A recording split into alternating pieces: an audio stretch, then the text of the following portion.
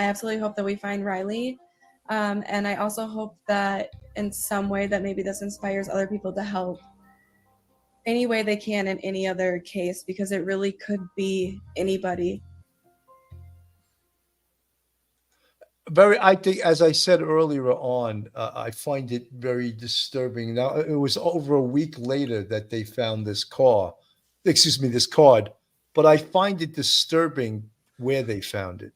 And, but the thing is, because it's a week later, could it have been taken in a robbery and then dumped there? That's That another is a possibility. possibility. And we're trying to touch on all potential scenarios here. Ruby Romaine, thank you so much for the $9.99 super sticker. I was roofied at a bar after having one drink, then kicked out without my friends and didn't know where I was. Thankfully, my family on the street, as I had no recollection of the night. You know, Ruby, that's horrible. And I mean, I don't doubt that that occurs. And I don't know if that's what occurred in this case with Riley. But I mean, look, we are open to all potential scenarios here until the evidence takes us in a direction one way or the other. And right now, to me, I'm afraid that he fell in the river. I'm really thinking that. And whether it was voluntarily he fell in that river, meaning it was an accident, or someone forced him in that, or he was fleeing a scary situation, I don't know. But when you look at the terrain there, how steep it is, and then the fact that there were witnesses that saw him around there, and then the fact that a week later they find his debit card at the bottom, right close to the rocks where the river is, that's very, very, very disturbing to me. Mike. Yeah, Billy, I always go, and you guys, we've talked about this many times. You go with what is the most likely scenario. You have all the video interspersed of him going from the bar over by the water, the river area, the Cumberland River area, hitting his head, walking quickly, stumbling.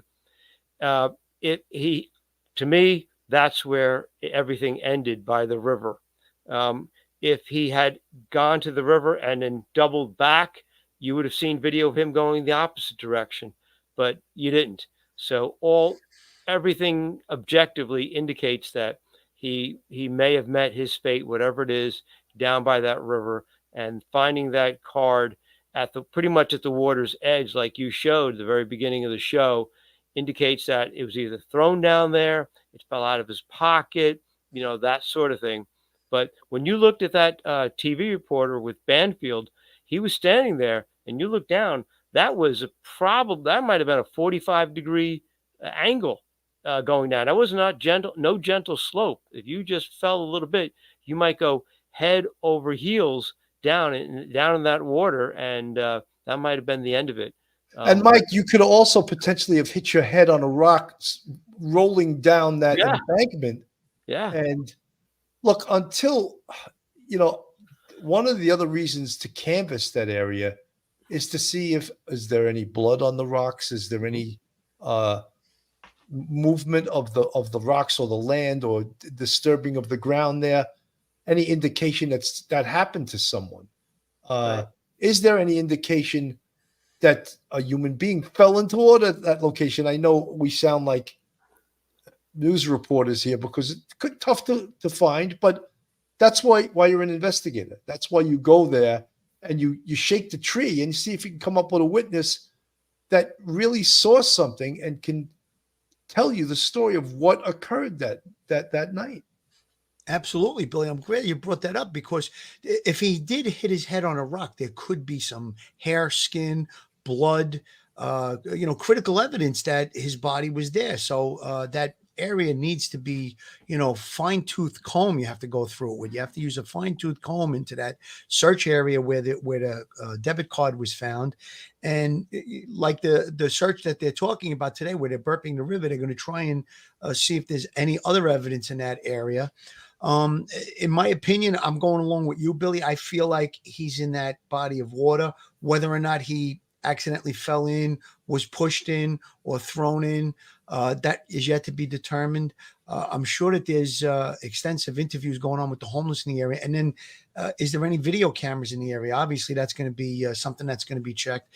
There may not be a video camera that will show the exact location, but perhaps if there's a video camera that does show the water, it could possibly show him in the water struggling or floating.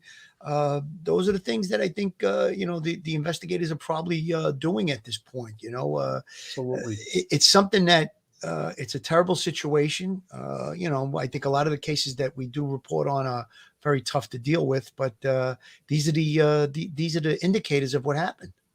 Julia Ann, bottom line, whatever happened, it was preventable by just needed one person to give a care. Julia 100%. Ann, you're 100% correct. And we all preach to our kids, use your head, don't do anything stupid.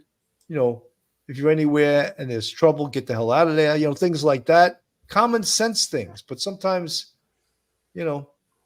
common sense is not all that common sometimes. And it's sad. In Machadoro, lots of missing people were last at a bar or club. Yeah, well, something. Alcohol is not soda pop, and some people handle alcohol better than others, and some can't handle it. And sometimes bad things happen. When Billy, how did you get that name? That was great that you said it just the way I think it. Machadoro? I don't know. I must have said Machadoro.